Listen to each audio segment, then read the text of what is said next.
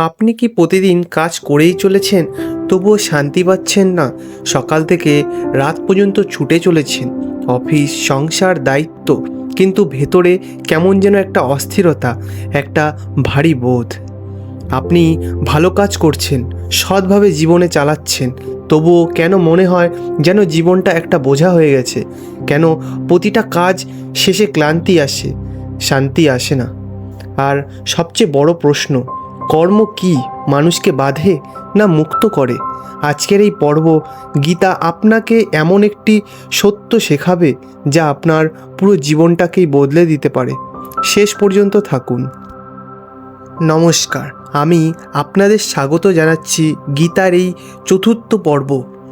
শ্রীমদ্ ভগবদ্ গীতায় শুধুমাত্র একটি ধর্মগ্রন্থ নয়, এটি জীবনযাপনের একটি সম্পূর্ণ দর্শন। 5000 বছর পুরনো এই শিক্ষা আজও ঠিক ততটাই প্রাসঙ্গিক যতটা ছিল কুরুক্ষেত্রের রণক্ষেত্র। কারণ মানুষ সমস্যা বদলায়নি। আগেও মানুষ কাজ করত, আজও করে। আগেও মানুষ দায়িত্বের চাপে ভুগত, আজও ভোগে।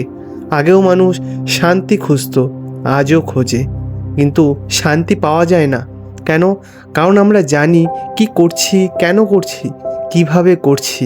আজকের এই পর্বে আমরা জানব কেন জ্ঞান আর কর্ম আলাদা নয়, সত্যিকারের সন্ন্যাস মানে কি, কিভাবে কাজ করেও মুক্তি থাকা যায়। চলুন শুরু করা যাক তাহলে। আমরা সবাই মনে করি জ্ঞান মানে বই পড়া, ডিগ্রি নেওয়া, অনেক কিছু জানা। কিন্তু গীতা বলে এসব তথ্য জ্ঞান নয়। জ্ঞান মানে নিজেকে চেনা। জ্ঞান মানে বোঝা আমি কে, আমার জীবনের উদ্দেশ্য কি, আমি কেন এই পৃথিবীতে এসেছি। আপনি কি কখনো ভেবেছেন আপনি প্রতিদিন যে কাজগুলো করছেন সেগুলো কেন করছেন? শুধু টাকার জন্য, পরিবারের জন্য, সমাজের চাপে? নাকি সত্যি আপনি জানেন এই কাজটা করলে আপনার জীবনে কি অর্থ আসে? বেশিরভাগ মানুষ জানে না, তারা শুধু করে চলে যায় যন্ত্রের মতো। সকাল হলে ঘুম থেকে উঠে অফিসে যায়, কাজ করে বাড়ি ফেরে, খায় এবং ঘুমিয়ে পড়ে। পরের দিন আবার একই রুটিন। এই হলো অজ্ঞতা। অজ্ঞতা মানে কিছু না জানা নয়, অজ্ঞতা মানে নিজেকে না জানা। আর যে নিজেকে জানে না সে সারা জীবন অন্যের কথায়, সমাজের চাপে, ভয়ে, লোভে, রাগে চলতে থাকে। আর তাই তার কাজ তাকে শান্তি দেয় না, বরঞ্চ বাঁধে। গীতা বলে জ্ঞান মানে সেই আলো যা অন্ধকারে পথ দেখায়। জ্ঞান মানে বোঝো, আমি এই শরীর নয়, আমি এই মন নই, আমি সেই চিন্তনের আত্মা যার কোনো জন্ম নেই, মৃত্যু নেই। যখন এই জ্ঞান আসে তখন কাজের প্রতি দৃষ্টিভঙ্গি বদলায়, আর তখন কাজ বোঝা মনে হয় না। এবার আসি কর্মের প্রসঙ্গে। মানুষ কর্ম না করে থাকতে পারে না। এমনকি আপনি যদি কিছু না করেন, শুধু বসে থাকেন, তাহলে আপনি শ্বাস নিচ্ছেন, হৃদস্পন্দন হচ্ছে, চিন্তা চলছে, এসবও কর্মই। গীতা বলে মানুষ প্রকৃতির অধীন, প্রকৃতি তাকে কাজ করিয়ে নেয়। কিন্তু সমস্যা হলো মানুষ কাজ করতে করতে ক্লান্ত হয়ে যায়। কারণ সে কাজ করে আসক্তি নিয়ে, অহংকার নিয়ে। সে ভাবে আমি করছি, আমার কাজ, আমার সাফল্য, আমার ব্যর্থতা। এই আমি শব্দটাই সব সমস্যার মূল। আপনি অফিসে একটা প্রজেক্ট শেষ করলেন, খুব পরিশ্রম করলেন, কিন্তু বস আপনার কাজ পছন্দ করলো না। তখন আপনার কেমন লাগে? খারাপ লাগে, রাগ হয়, মন ভেঙে যায়। কেন? কারণ আপনি ভেবেছিলেন এটা আমার কাজ, এত আমি পরিশ্রম করছি, আমাকে প্রশংসা পাওয়া উচিত। এই আসক্তি, এই অহংকার, এটাই কাজকে বোঝা বানায়।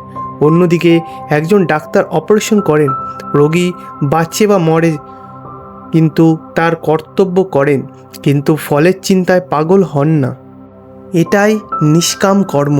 কাজ করো কিন্তু ফলের আসক্তি ছাড়ো, কাজ করো কিন্তু অহংকার ছাড়ো। তখন কাজে আর বাধা না, কাজ মুক্ত করে।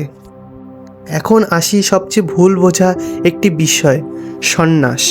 বেশিরভাগ মানুষ মনে করে সন্ন্যাস মানে সংসার ছেড়ে দেওয়া, জঙ্গলে চলে যাওয়া, গৌড়িক বসন পড়া। কিন্তু গীতা বলে এটা সন্ন্যাস নয়, এটা পলায়ন।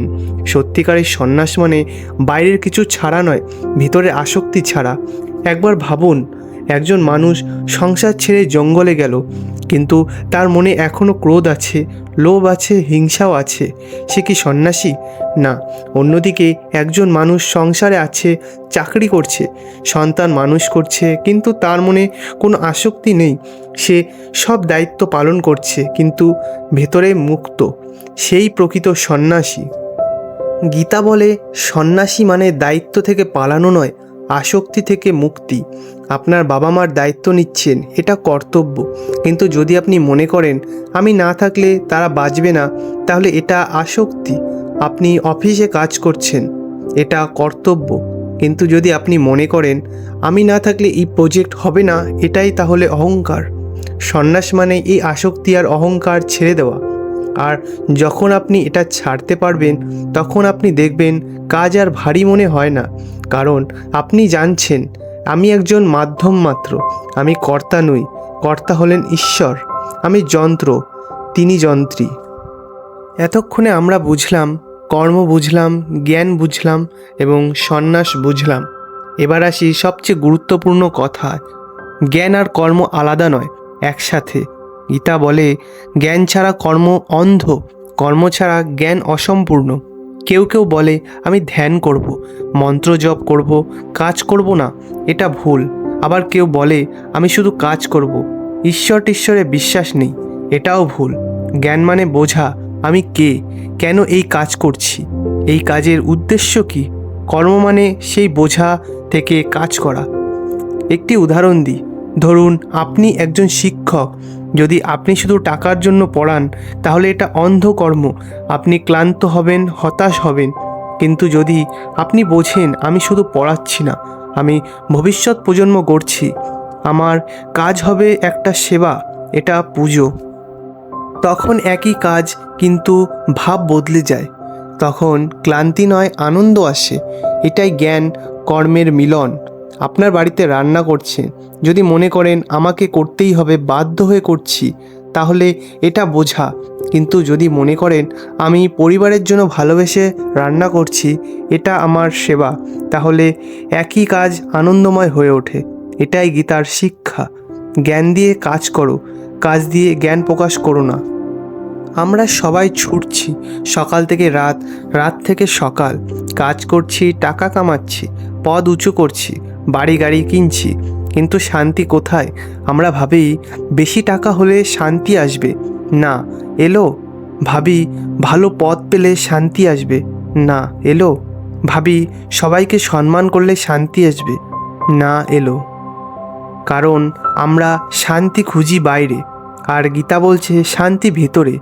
চোখ বন্ধ করে একটু ভাবুন তো, শান্তি মানে কাজ ছেড়ে দেওয়া নয়, শান্তি মানে কাজের মধ্যে মুক্ত থাকা। শান্তি মানে বোঝা আমি কে, কেন আছি, কি করছি।